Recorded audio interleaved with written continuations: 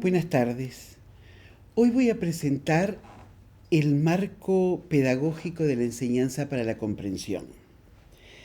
Una preocupación de los docentes es evaluar la comprensión de los alumnos y por esa razón nosotros consideramos que el marco pedagógico de la enseñanza para la comprensión es un buen referente para la evaluación de aprendizajes en el aula. La enseñanza para la comprensión se desarrolló desde 1988 como un trabajo dentro del Proyecto Cero en la Escuela de Educación de Graduados de la Universidad de Harvard. Howard Gardner, David Perkins y Vito Perrone dedicaron varios años a investigar sobre la cognición humana y sobre todo trataron de aplicar sus descubrimientos al área del aprendizaje y de la enseñanza.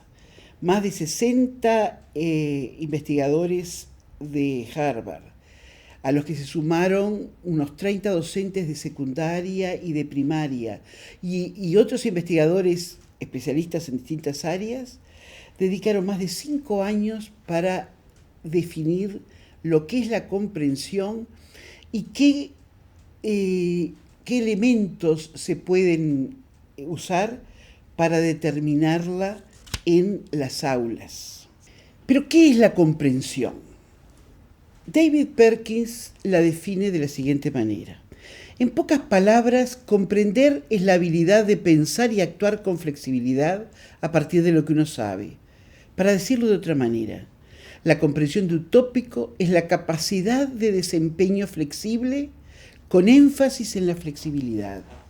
De acuerdo con esto, aprender para la comprensión es aprender un desempeño flexible, lo que es más parecido a aprender a improvisar jazz, a mantener una buena conversación o a trepar una montaña, que aprender las tablas de multiplicar o las fechas de los presidentes. Esta definición tiene varias partes y varios aspectos que es necesario resaltar. En primer lugar, comprender es la habilidad de pensar y de actuar. Es decir, lo que se debe destacar es que un desempeño siempre es una acción que siempre comienza por procesos mentales y que donde se pueden poner en juego procesos cognitivos de diferente nivel de complejidad, como reflexionar, discernir, pero a veces también la comprensión es capaz de manifestarse en forma visible y en forma observable, y entonces somos capaces de relatar, de representar, de hacer cosas visibles a los otros. En segundo lugar, comprender, dice Perkins, es un desempeño flexible. Y el énfasis lo pone en la flexibilidad. La flexibilidad en este caso se está refiriendo a la capacidad de transferencia de los conocimientos. Es decir, a la capacidad que tenemos de poder utilizar la información que vamos conformando y que vamos logrando a través de diferentes medios en algo que está disponible para usarlo en determinados momentos y que nos permite reconstruir la realidad y irla comprendiendo en profundidad. Quiere decir que comprender es más allá, va mucho más allá de simplemente recordar o entender en el uso coloquial que le damos al término. En tercer lugar, la comprensión es un desempeño flexible, pero además se reconoce a través del criterio de desempeño flexible. Y esto, que podría parecer como un trabalenguas, lo que significa es que cuando comprendemos, tenemos un desempeño flexible. Ese propio desempeño lo tomamos como evidencia de nuestra comprensión, pero a su vez el desempeño flexible conlleva el criterio para valorar el nivel de comprensión logrado. En cuarto lugar, Hay que tener en cuenta que comprender no es una cuestión de todo o nada. Para comprender algo tenemos que desarrollar un proceso de aprendizaje a partir de una cantidad de información que disponemos y que nos permite ir avanzando en un proceso en donde podemos ir desde el menos al más y cada vez lograr mayores niveles de profundidad en la comprensión. En quinto lugar, hay que destacar que la profundidad del conocimiento no es un hecho menor en la comprensión. En el momento actual aún continuamos con la tendencia que tenemos a generar y trabajar con currículos recargados de conocimientos, porque se mantiene una idea colectiva de que en la medida que nos informamos más y mucho, vamos a lograr avanzar en la comprensión.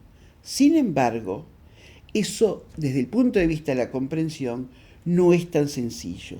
Trabajar muchos temas a un bajo nivel de complejidad cognitiva, sin grandes motivaciones, no nos asegura que el conocimiento sea sólido y que sea perdurable.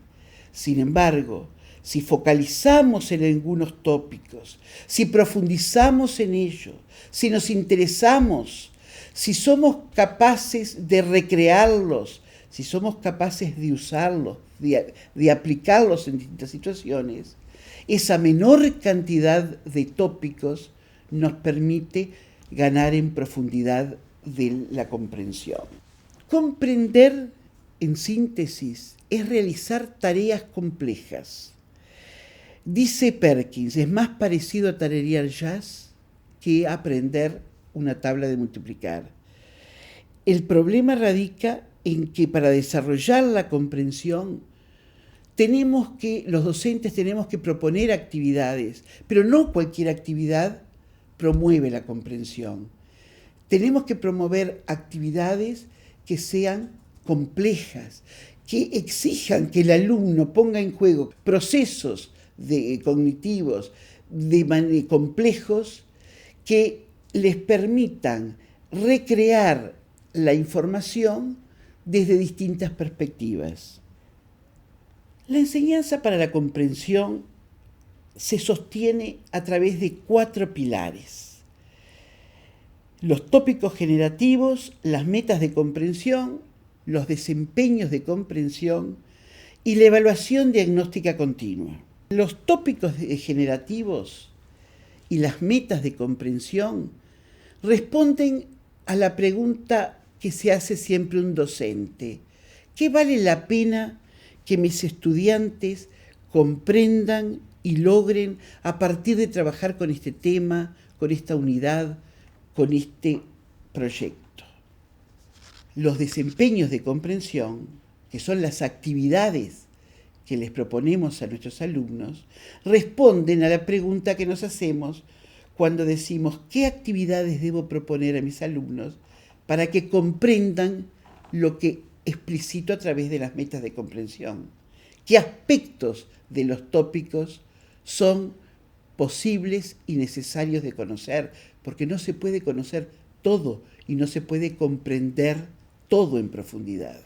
La evaluación diagnóstica continua responde a la pregunta que el docente se hace cuando piensa: ¿cómo puedo yo desde mi acción docente reconocer, darme cuenta qué comprenden los estudiantes, pero a la vez, y no es menor, que los propios estudiantes puedan darse cuenta qué comprenden para poder ser más autónomos en sus procesos de aprendizaje? Veamos entonces, los tópicos generativos son problemas teóricos fuertes que se relacionan con muchos otros temas, que permiten trabajar en forma interdisciplinaria, que generan preguntas importantes que nos permiten desentrañar la propia disciplina o las disciplinas que están involucradas.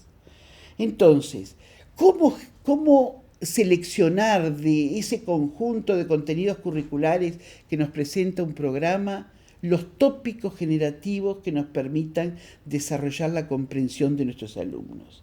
Bueno, el proyecto Cero determina 4 características que deben tener los tópicos generativos. En primer lugar, tienen que ser centrales para la disciplina.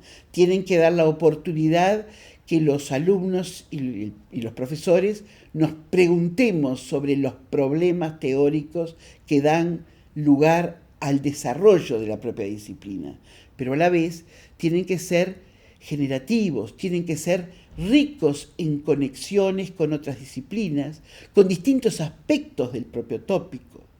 Pero también tienen que provocar en el estudiante emociones, tienen que hacer que el estudiante se involucre y desee comprender y desentrañar el problema teórico que se está poniendo en juego. Entonces tienen que ser accesibles y a la vez interesantes a los estudiantes. Y un detalle no menor, también tienen que ser motivantes para el propio docente, porque solamente cuando algo nos involucra totalmente, los docentes somos capaces de generar en el otro esa pasión por lo que se está poniendo en juego. Las metas de comprensión son necesarias porque los tópicos generativos son tan generativos que es necesario determinar, seleccionar, precisar qué aspectos del tópico son aquellos en que tenemos que focalizar, y esos aspectos del tópico están señalados por las metas de comprensión. Las metas de comprensión nos dicen qué partes del tópico, qué temas, qué elementos de ese tópico es necesario garantizar que los alumnos comprendan. Y por eso, en las metas de comprensión ya nos están dando los criterios para valorar la comprensión de los estudiantes. Los desempeños de comprensión son actividades. Ahora, no toda actividad es un desempeño de comprensión. Para hacer desempeño de comprensión, las actividades que les proponemos a los estudiantes tienen que promover que el alumno focalice y profundice en lo que establecen las metas de comprensión. Para ello, las actividades que les proponemos a los alumnos tienen que provocar que ellos pongan en juego, al resolverlos, procesos cognitivos de diferente nivel de complejidad. O sea, si bien la evocación y la memoria son procesos indispensables para conocer y para comprender, no alcanza con evocar información para comprenderla, sino lo que es necesario es poder poner en juego otros procesos complejos, como ser capaz de explicar, ser capaz de argumentar, o sea, buscar fundamentos que nos permitan explicar, por ejemplo, el pensamiento de otro, aunque no lo compartamos. También, para que el desempeño sea de comprensión, tiene que trabajar, la actividad tiene que apelar a una situación significativa para el estudiante, que esté en el contexto en el que el estudiante se desempeña. Pero a su vez, también, y lo que es fundamental, es que esa actividad provoque al alumno, que lo rete y le provoque un desafío posible, porque si el desafío es muy alejado de las posibilidades del estudiante, deja de motivarlo. Entonces, en un aula donde los docentes estamos trabajando con desempeños de comprensión, el docente tiene que acompañar al estudiante en el proceso de la comprensión, y las tutorías son fundamentales, las tutorías que no necesariamente deben ser hechas siempre por el docente, sino que a veces los propios compañeros pueden compartir, los propios pares pueden compartir con el docente el ayudarse entre sí. El docente tiene que plantear actividades también diversas que permitan acceder a una misma comprensión a través de distintas vías, lo que permita poner al estudiante en juego las diferentes inteligencias y sobre todo fortalecerse en los aspectos en los que está más apto. Para ello, un desempeño de comprensión debe ser una propuesta abierta en la que no haya una única opción de resolución, porque lo que es fundamental es promover el pensamiento divergente en nuestros estudiantes. La evaluación diagnóstica continua es el término que se acuña en el marco teórico para la comprensión, para trabajar, para definir o para mencionar lo que es la evaluación formativa. ¿Por qué diagnóstica continua? Porque se basa en trabajar con criterios de valoración que son públicos, que son compartidos por el docente y por los alumnos, y que están explicados en las propias metas de comprensión. Entonces, es una evaluación que se desarrolla durante todo el proceso de aprendizaje, o sea que es una evaluación que acompaña el proceso de enseñanza y acompaña el camino y el desarrollo del proceso realizado por los estudiantes para poder aprender y comprender. Entonces, es una evaluación para el aprendizaje y lo que es fundamental, la intención de la evaluación diagnóstica continua es lograr que el estudiante sea autónomo en sus procesos de aprendizaje, o sea que sea capaz de ir autoevaluándose y que lo que le permita modificar sus propios desempeños a la luz de la comparación de lo que hizo antes, pero también a la luz de la comparación con lo que sería el logro de una comprensión en profundidad que viene a ser el ideal.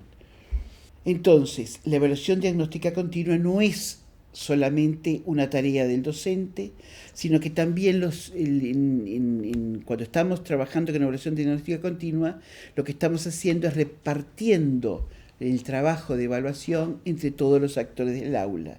Entonces, los docentes lo que hacemos es proponer actividades o les acercamos instrumentos que les permitan a los estudiantes autoevaluar su proceso de trabajo, pero además coevaluar los trabajos de los compañeros.